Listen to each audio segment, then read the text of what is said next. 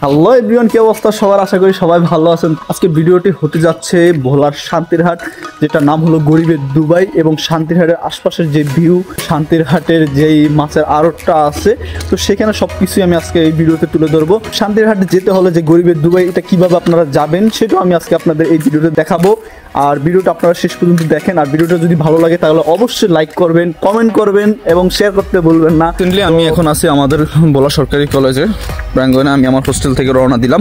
First of all আপনাকে চলে আসতে হবে ভোলা কলেজের সামনে জগিরকুল বাজারে। আসার পরে সেখান থেকে দেখবেন অনেকগুলো অটো যায় শান্তিরহাটের দিকে, যে কোনো একটা অটোতে উঠবেন। তো আমি একটা অটোতে উঠলাম। তো এখানে অটো ভাড়া আপনার নিবে 20 টাকা। আজকে আমি একটু ভেঙে ভেঙে যাব, কারণ আমার বন্ধু কায়েফের বাসা রতনপুর, সেখানে আমি নামবো। সেখান থেকে ওরে নিয়ে তারপরে শান্তিরহাটের দিকে যাব। আর আপনারা অবশ্যই সরাসরি শান্তিরহাট চলে যাবেন। আর এটা হলো রতনপুর বাজার, এই হলো রতনপুর বাজারের দৃশ্য। রিসেন্টলি আমি এখন আছি রতনপুর বাজারের একটু উত্তর পাশে। আমি একটা কথাই বলতে চাই, জীবনটা খুবই আমাদের ছোট। তো এই ছোট্ট জীবনটা আপনি যেখানেই থাকেন সেখানে আপনি আপনার সময়টা উপভোগ করতে থাকেন। তো কায়েফের সাথে দেখা হলো, কায়েফের নিয়ে এখন সরাসরি চলে যাচ্ছি শান্তিরহাটের দিকে। তো আমরা একটা অটো নিলাম। তো এখানে জনপ্রতি 10 টাকা করে ভাড়া। বলতে বলতে আমরা শান্তিরহাট চলে আসলাম, শান্তিরহাট নামলাম। এটা হলো শান্তিরহাট বাজার। তো এখানে একটু কিছু খাইতে হবে, তো 2 কাপ চা খাই। এই কাইফরে বললাম চা অর্ডার করি, চা নে। প্রথমে নিজে অর্ধেক চা খেলাম, তারপর পাউরুটিটাকে অর্ধেক চা খাওয়ালাম। এটা কি মানবতা?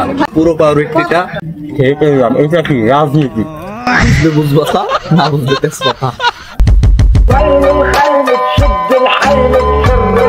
বলতে বলতে চলে আসলাম গরিবের দুবাই। কিছুক্ষণের ভিতরে আপনাদের নিয়ে যাবো সেই বিখ্যাত, কুখ্যাত, নামখ্যাত, জাতিখ্যাত গরিবের দুবাই। আর এখানে কিন্তু বড় লোকটা কিন্তু আসতে পারে না। যদি বড় লোক কেউ থাকেন এই ভিডিওটি অবশ্যই সবাই টিস্যু নিয়ে আসবেন, কারণ প্রচন্ড ঘামে যাবে। শুধুমাত্র আমাদের মতো মধ্যবিত্ত এবং গরিবরাই শুধু এই গরিবের দুবাই আসতে পারে।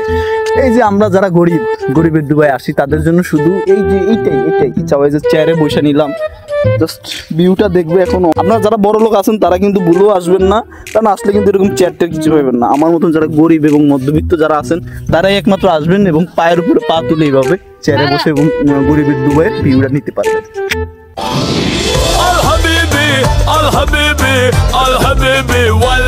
চারদিকটা হাহাকার, জনশূন্য এলাকা, নেই কোনো লোকজন। এখন সকাল বাজে মেবি 11টা। আর এই সময় খুব একটা মানুষ আসে না। আর এখন কোনো সিজন ছাড়া, কোনো উৎসব ছাড়া আসলে এইখানে কেউ আসে না। অ্যাকচুয়ালি এই সময় আসলে এইখানে আসার সময় না, তবুও আমি আসছি, এই সময়টা একটু ফ্রি আছি।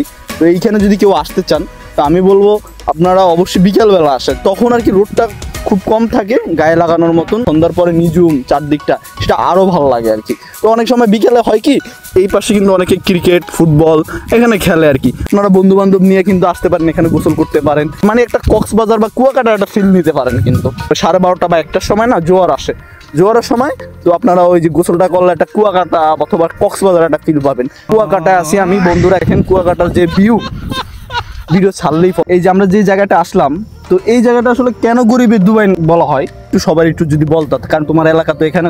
গরিবের দুবাই রাখার কারণ হচ্ছে এখানে আগে থেকে কিছু খেজুর গাছ ছিল। মূলত এটা একটা বালির মাঠের সাথে খেজুর গাছ হওয়ার কারণে এটা দুবাইয়ের মরুভূমির মতো দেখায়। আর এর জন্য মানুষ দুবাই মরুভূমির সাথে তুলনা করে এটার নাম দিয়েছে গরিবের দুবাই। রিসেন্টলি দেখতেছি মানুষজন খুব একটা এখানে ঘুরতে আসে না, কারণটা কি?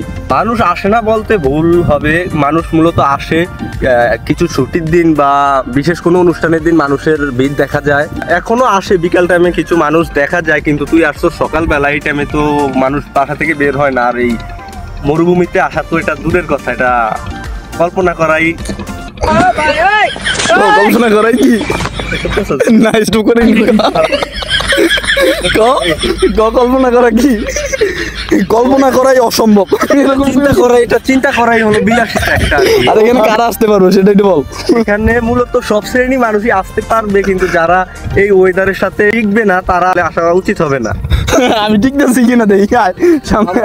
এখানে আসলে আমি আরেকটা জিনিস প্রেফার করবো, যে অবশ্যই চোখে সানগ্লাস পরে আসবেন। তো ওই জায়গা দিয়ে কিন্তু ব্লক ছিল, তো ব্লকগুলো ভেঙে গেছে। এই যে দেখা যাইতেছে সামনে কিন্তু ব্লক আছে। যখন জোয়ার থাকে না তখন আপনারা এই জায়গাটায় মানে কানিতে খুব কম আসবেন। অনেকে কিন্তু এখানে জাস্ট অ্যাক্সিডেন্ট হয়েছে, মারা গেছে। এটা আসলে না একটু জাস্ট কেয়ারফুলি ভাবে হাঁটবেন আর কি। জোয়ার ভিডিও করবি নাকি? রিলস না টিকটক, তুই তো টিকটক করস। কথায় আছে বাংলায় কথা যে গোবরে পদ্ম ফোটে, তো কুচুরি পানার ফুল তাই না? সোলোমা ভাবে হাইটে আসবা, কানের ভিতরে এইভাবে লাগাবা, লাগিয়ে চশমাটা পরবা, দেন তুমি হাঁটবা, আর তুমি ওইদিকে লাভ দিতে হবে। এটাই তোমার একটা ভিডিও। আর এই কন্টেন্ট যদি তুমি করো ভাইরাল। দুবাইয়ের ফিল পান না না পান, সূর্যের তাপের যে ফিলটা না সেটা অবশ্যই পাবেন। বিকেল টাইমে আসেন, লং টাইম থাকতে পারবেন, জাস্ট ভালো লাগবো আর কি। আপনাদের একটা বিষয় শেয়ার করতে চাই, এটা কিন্তু নাম ছিল কিন্তু বালির মাঠ আর কি। তো বিশাল এরিয়া নিয়ে কিন্তু একটা প্রজেক্ট হওয়ার কথা ছিল, যেটা হলো একটা চীনা প্রজেক্ট। তো আসলে সরকারও চলে গেছে আর প্রজেক্টও চলে গেছে। কোটি কোটি টাকা কিন্তু এখানে মানে লস, 1000 কোটি তো মিনিমাম হবেই।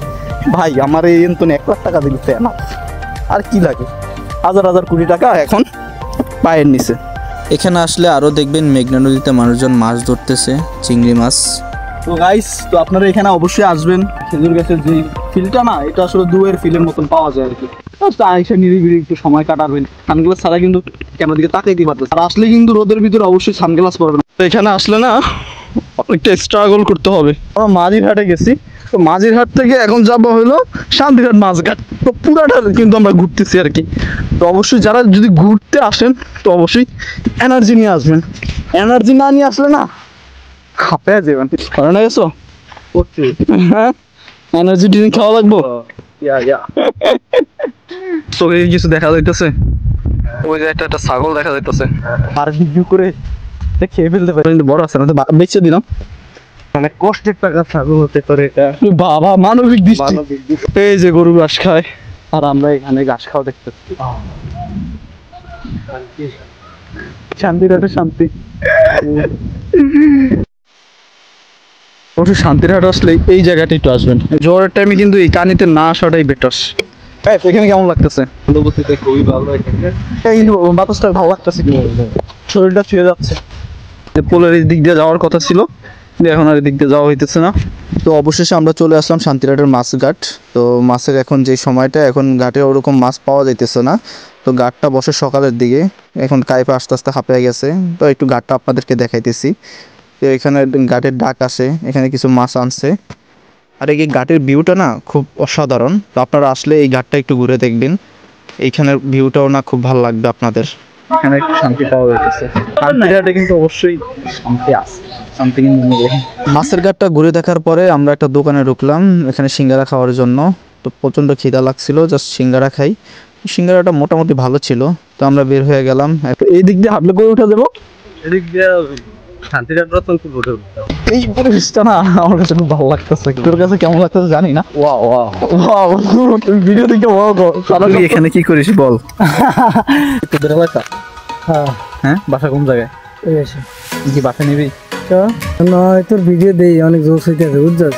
আচ্ছা, তুই ভিডিও ক্যামেরা অন করার কারণে তুমি এই কথা কইতাছ? না, সত্যি ভালো হইতেছে, নতুন নতুন ভালো হইতেছে। পুরনো আর ভালো হইব না? না, নতুন হিসেবে ভালো হইতেছে। ও আচ্ছা আচ্ছা, ঠিক আছে। কি নাম তোমার? নাম কি? জাবির। আর তোমার নাম? জোরদা। কাইফ। আচ্ছা, আমি কি জানো? আমি সিফাত। চেয়ারটা আমার দিয়ে দাও, আমার রুমে একটা চেয়ার দরকার, বুঝছো? চেয়ারটা আমার দিয়ে দাও, আমি নিয়ে যাই। তো তোমার আব্বুকে দিতে হবে? আচ্ছা ঠিক আছে, লাগবে না, থ্যাংক ইউ। শান্তিরহাটের পাশের এলাকাটার পরিবেশটা মনোমুগ্ধকর। অবশেষে আমরা অটোতে উঠলাম, সোজা চলে আসলাম রতনপুর বাজারে। আসসালামু আলাইকুম। আমার বন্ধু ইয়ামিন, ও যে ঢাকা থেকে আসছে, ও আমাকে একবারও বলে নাই। তো যাওয়ার সময় ওর সাথে দেখা হলো। রতনপুর বাজারের ভাই বেড়াদারকে নিয়ে একটু চা খাইতে ঢুকলাম, যে এই মামার চায়ের দোকানের চাটা স্পেশাল, তার জন্য আসলাম। খুব টেস্টি। চা খাওয়া শেষ করে আমি আমার রুমের দিকে চলে আসলাম। এতক্ষণ ভিডিওটা দেখার জন্য ধন্যবাদ। আজকের ভিডিওটি কেমন হয়েছে অবশ্যই কমেন্ট করে জানাবেন। পরবর্তীতে কি ধরনের ভিডিও চান এবং ভোলার কোন জায়গা, কোন স্থান নিয়ে ভিডিও চান সেটাও অবশ্যই কমেন্ট করতে ভুলবেন না। সুস্থ থাকেন, ভালো থাকেন, আল্লাহ হাফেজ।